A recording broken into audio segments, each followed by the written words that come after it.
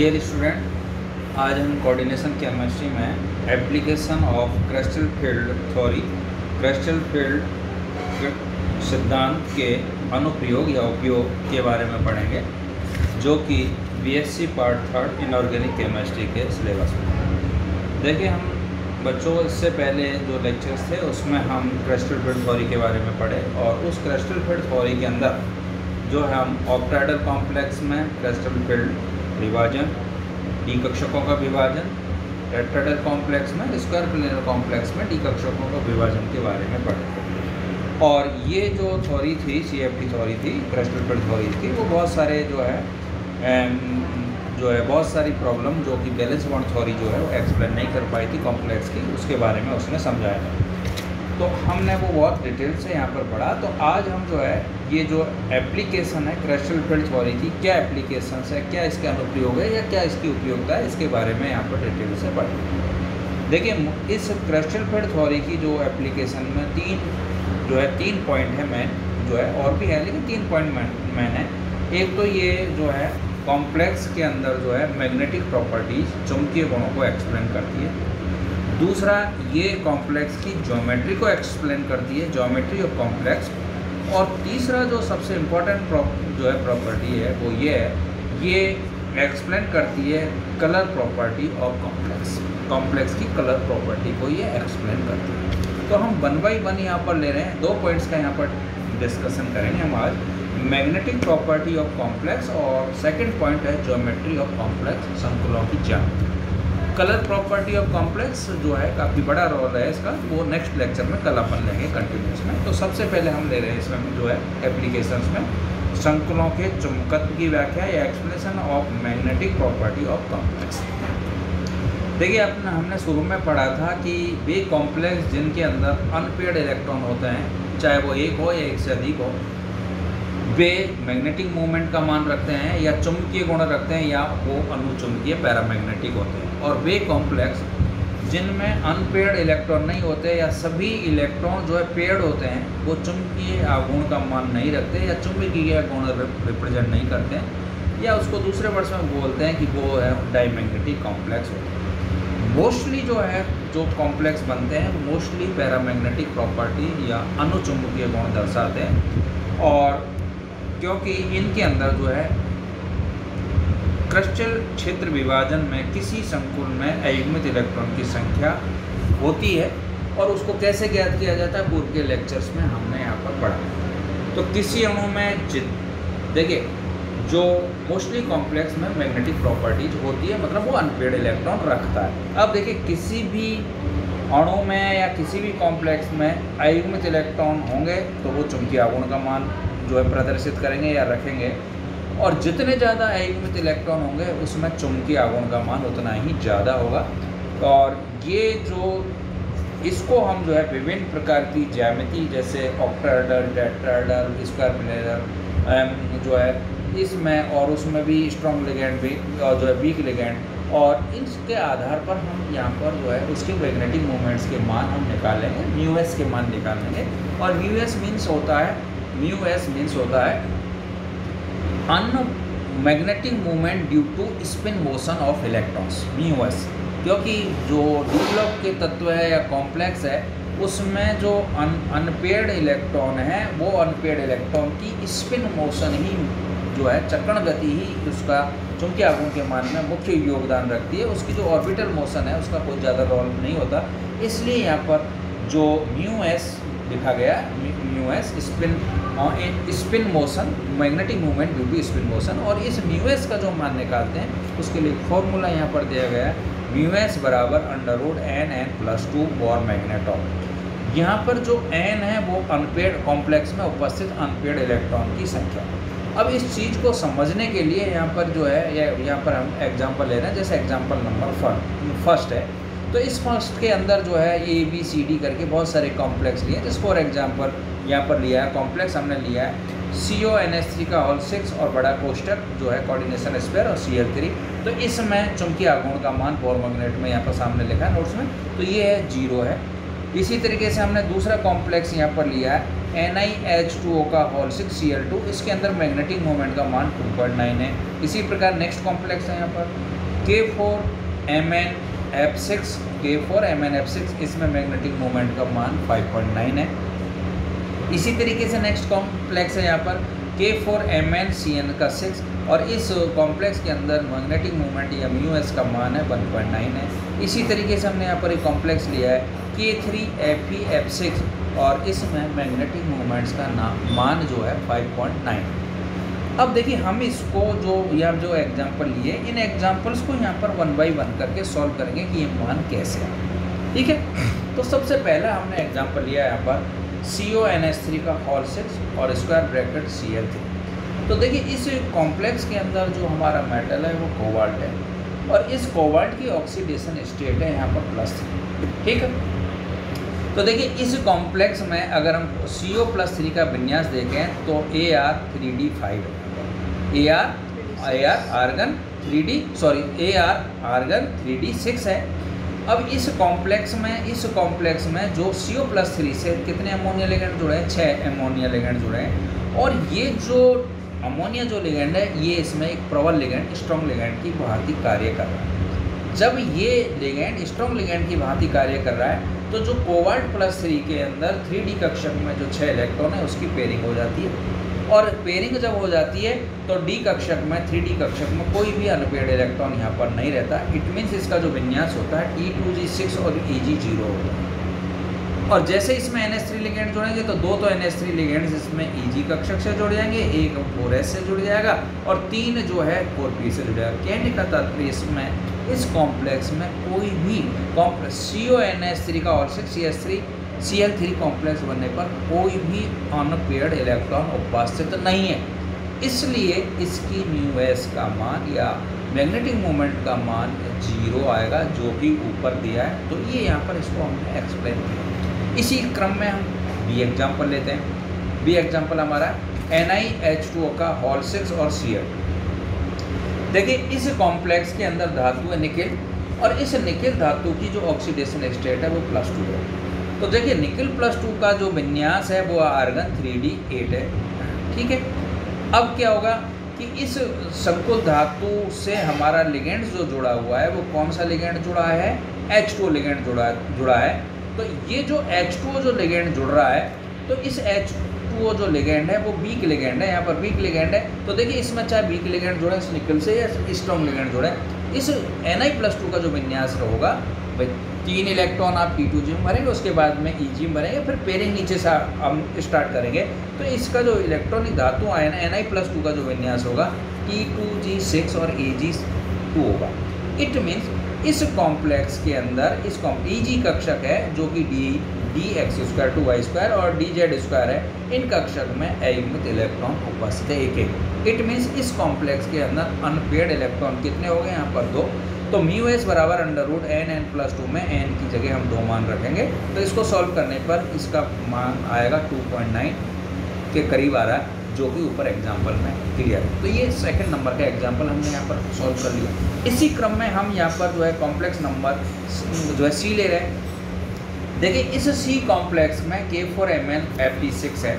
तो इसमें मैग्नीज की इस कॉम्प्लेक्स के अंदर धातु है हमारा मैग्नीज Mn, और उस मैग्नीज की ऑक्सीडेशन स्टेट है +2। जब इसकी मैग्नीज की ऑक्सीडेशन +2 है तो इसका इलेक्ट्रॉनिक कॉन्फिगरेशन होगा Ar और 3D5, Ar और 3D5।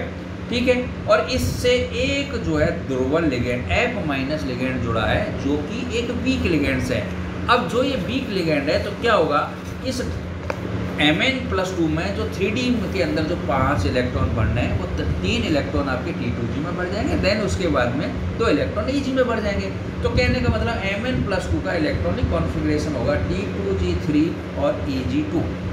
इट मीन्स ये जो 5 इलेक्ट्रॉन है वो है अनपेयर्ड, 5 इलेक्ट्रॉन अनपेयर्ड है। तो अब इस 5 n का मान मतलब 5 हो गया यहाँ पर।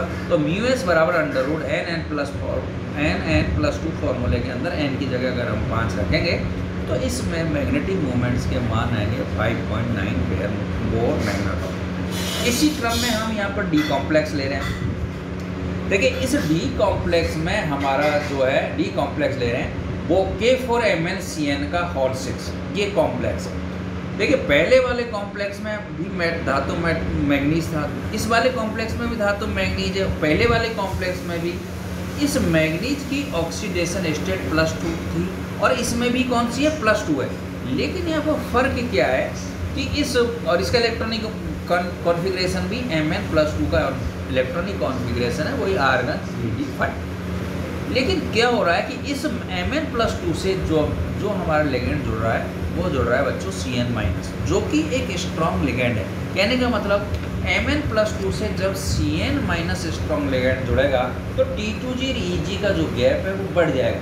तो हमारे जो 5 इलेक्ट्रॉन हैं वो पाँचों इलेक्ट्रॉन किस में फिल हो जाएंगे, T2G कक्षक में फिल हो जाएंगे, Eg में कोई इलेक्ट्रॉन नहीं जाएगा। कहने का मतलब Cn- लिगेंड जुड़ने पर इस कॉम्प्लेक्स में मैग्नीज के साथ, तो मैग्नीज इस संकुल में इसका जो विन्यास होगा वो T2G5 और Eg0 रहेगा। जब T2G5 अगर हम भरेंगे 5 इलेक्ट्रॉन भरेंगे 3 कक्षक T2G में तो पेयरिंग हो जाएगी, तो एक अनपेयर्ड इलेक्ट्रॉन इसमें रहेगा। बाकी जो Cn है 2 Cn Eg कक्षक से जुड़ेंगे, एक 4s से जुड़ेगा और 3 4p से जुड़ेंगे। तो वहाँ पर कोई, कहने का मतलब इस कॉम्प्लेक्स के अंदर T2G कक्षक में एक अनपेयर्ड इलेक्ट्रॉन रहेगा। तो इस कॉम्प्लेक्स में जब हम मैग्नेटिक मोमेंट का मान अगर हम यहाँ पर कैलकुलेट करेंगे तो μs बराबर √nn+2 फॉर्मूले में n की जगह यहाँ पर 1 आएगा।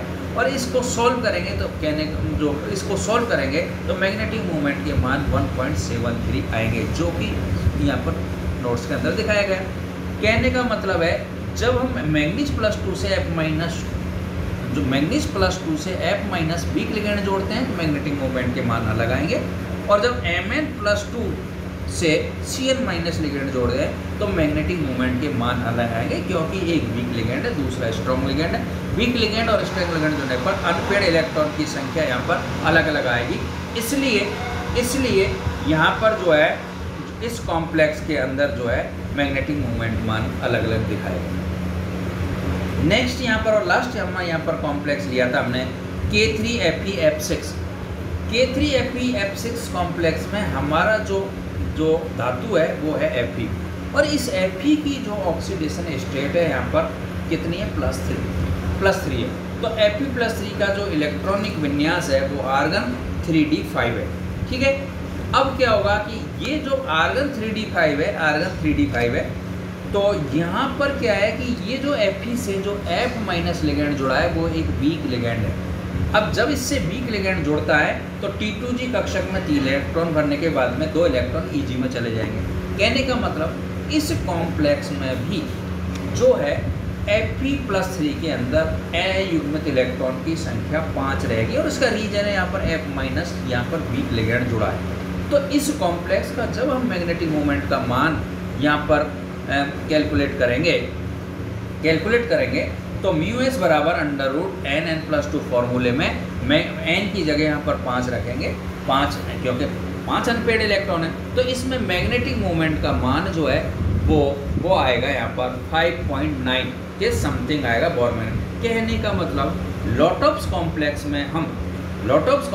में मैग्नेटिक मोमेंट्स के मान को हम यहाँ पर सॉल्व कर सकते हैं। देखिए ये मान वैलेंसी बॉन्ड थ्योरी ने भी सॉल्व किए थे, लेकिन प्रॉब्लम क्या थी वैलेंसी बॉन्ड थ्योरी ने, वहाँ पर कभी इलेक्ट्रॉन की पेयरिंग कराई थी कभी नहीं कराई थी, और उसके पीछे क्या रीजन था इसको CFT थ्योरी यहाँ पर एक्सप्लेन करती है कि जब स्ट्रॉन्ग लिगेंड जुड़ेगा तो D कक्षक में इलेक्ट्रॉन की पेयरिंग होगी, और जब वीक लिगेंड जुड़ेगा तो D कक्षक में इलेक्ट्रॉन की पेयरिंग नहीं होगी। कहने का मतलब अनपेयर्ड इलेक्ट्रॉन की संख्या कितनी रहेगी ये डिपेंड करेगा नेचर ऑफ लिगेंड। इसको CFT थ्योरी जो है एक्सप्लेन करती है। कहने का मतलब यहाँ पर है जो कॉम्प्लेक्स के अंदर मैग्नेटिक प्रॉपर्टी है या मैग्नेटिक मोमेंट्स के मान है कम आएंगे या ज़्यादा आएंगे, एक ही कॉम्प्लेक्स है, एक ही प्रकार की कॉम्प्लेक्स है जिसमें धातु सेम है, लिगेंड अलग हो रहा है, तो वहाँ पर धातु का ऑक्सीडेशन स्टेट भी सेम है, कोऑर्डिनेशन नंबर भी सेम है, तो वहाँ पर कम आएंगे या ज़्यादा आएंगे, उसके पीछे क्या रीजन है इसको क्लियर कट CFT एक्सप्लेन कर रही है, मैग्नेटिक वेव मोमेंट्स की वैल्यूज को यहाँ पर समझा रही है। कहने का मतलब ये CFT की एक बहुत बड़ी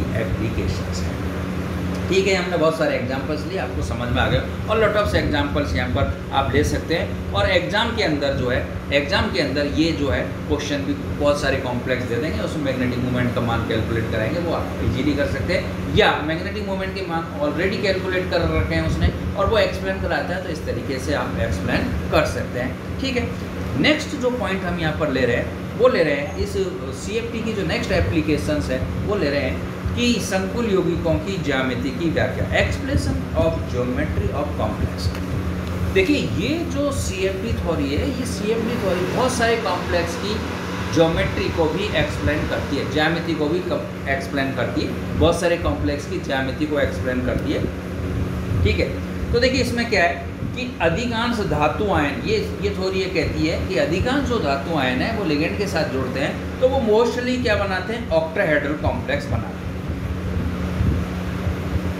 और क्योंकि ऑक्टाहेड्रल कॉम्प्लेक्स बनने में उनको पर्याप्त मात्रा में जो है ऊर्जा मिल जाती है, डेल का मान ज़्यादा होता है। ठीक है, ये हमने पीछे एक्सप्लेन किया हुआ है। विशेष परिस्थितियों में धातु आयन जो है चतुष्फलकीय संकुल बनाते हैं या जो है वर्गाकार समतलीय संकुल बनाते हैं। कहने का मतलब ये सिद्धांत यहाँ पर इस बात का फेवर करता है कि मोस्टली जो ट्रांजिशन एलिमेंट है या डी ब्लॉक के एलिमेंट्स है वो ऑक्टाहेड्रल कॉम्प्लेक्स बनाने को प्रेफर करती है। अब देखिए, अगर यदि धातु लिगेंड दुर्बल क्षेत्र और धातु आयन की ऑक्सीकरण अवस्था में हो और या डेल का मान 0 हो, जैसे तो जिनमें D0, D5, D10 विन्यास हो, अथवा D1 या D6 अथवा D1 या D6 जिनके लिए डेल का मान अष्टफलकीय या चतुष्फलकीय में लगभग समान हो, तो चतुष्फलीय संकुलों के बनने की संभावना रहती है। दोबारा रिपीट कर रहा हूँ, वे धातु आयन जिनकी ऑक्सीकरण अवस्था में D0, D5 या D10 विन्यास हो या D1 या D6 विन्यास हो और जिनके डेल के मान अष्टफलकीय और चतुष्फलकीय संकुलों में लगभग समान हो, तो वो चतुष्फलकीय संकुल या टेट्राहेड्रल संकुल बनाने की संभावना रखते हैं या उनमें मोस्टली टेट्राहेड्रल कॉम्प्लेक्स बनते हैं। प्रबल लिगेंड हो और जिनमें D8 विन्यास हो, D8 जिन धातुओं का कौन सा विन्यास हो, धातु आयन के अंदर कौन सा विन्यास हो, D8 विन्यास हो, और उनके साथ में कौन सा लिगेंड जुड़ा हो, स्ट्रॉन्ग लिगेंड जुड़ा हो, तो वो धातु आयन मोस्टली कौन सा कॉम्प्लेक्स बनाते हैं, स्क्वायर प्लेनर कॉम्प्लेक्स बनाते हैं। ये CFT इस बात को एक्सप्लेन करती है। इसके अलावा जो विन्यास है उसमें मोस्टली जो धातु या धातु आयन है वो ऑक्टाहेड्रल कॉम्प्लेक्स बनाते हैं। समझ रहे हो आप? तो इस तरीके से यहाँ पर देखिए, कुछ यहाँ पर क्या है कि कुछ जो है अष्टफलकीय संकुल उनमें विकृति आ जाती है, उनको विकृत अष्टफलकीय संकुल आकृति ग्रहण कर लेते हैं, या कुछ सब मोस्टली धातु बनाने का प्रयास तो अष्टफलकीय संकुल करते हैं, लेकिन वो क्या है, अष्टफलकीय क्या बना लेते हैं, चतुष्फलकीय वर्गाकार बना लेते हैं। तो ये जो है वहाँ पर इस तरीके से जो है ये मतलब कहने का मतलब इसका ये कॉन्क्लूजन CFT ये कहती है कि मोस्टली जो धातु आयन है वो अष्टफलकीय संकुल बनाते हैं, या ये CFT है वो जो है इस कॉम्प्लेक्स की स्ट्रक्चर को भी एक्सप्लेन करती है। और इसको आगे जा कर के आप जो डिटेल्स में जो है आगे पढ़ेंगे MSc वगैरह में, अगर आप जो है इनऑर्गेनिक स्पेशल पेपर में अगर इनऑर्गेनिक स्पेशल पेपर लेते हैं तो वहाँ पर जा कर के जॉन टेलर इफेक्ट वगैरह पढ़ेंगे, तो वो उसको बहुत अच्छी तरीके से यहाँ पर एक्सप्लेन करेंगे। तो मैंने यहाँ पर CFT जो क्रिस्टल फील्ड जो थ्योरी है उसकी 2 एप्लीकेशंस के बारे में आपको यहाँ पर एक्सप्लेन किया। Number 1 magnetic property of complex और नंबर 2 ज्योमेट्री ऑफ कॉम्प्लेक्स। जो तीसरा इसका इंपॉर्टेंट पॉइंट है कलर प्रॉपर्टी ऑफ कॉम्प्लेक्स, इसको हम कल कंटिन्यूस इसी लेक्चर में लेंगे, वो भी डिटेल्स है, जिसमें 2 चीज़ें हैं, एक तो DD ट्रांजिशन और एक दूसरा चार्ज ट्रांसफर। तो बहुत इंपॉर्टेंट, वो भी एक इम्पॉर्टेंट फैक्टर है, उसको कल हम डिटेल से उसको लेंगे, जो है उसके बारे में हम एक लेक्चर पढ़ेंगे, काफ़ी जो है उस पर भी काफ़ी क्वेश्चन आते हैं। Thank you doctor HS Goswami, आपको इसके बारे में बहुत कुछ समझने आएगा। Thank you very much. Okay, thank you.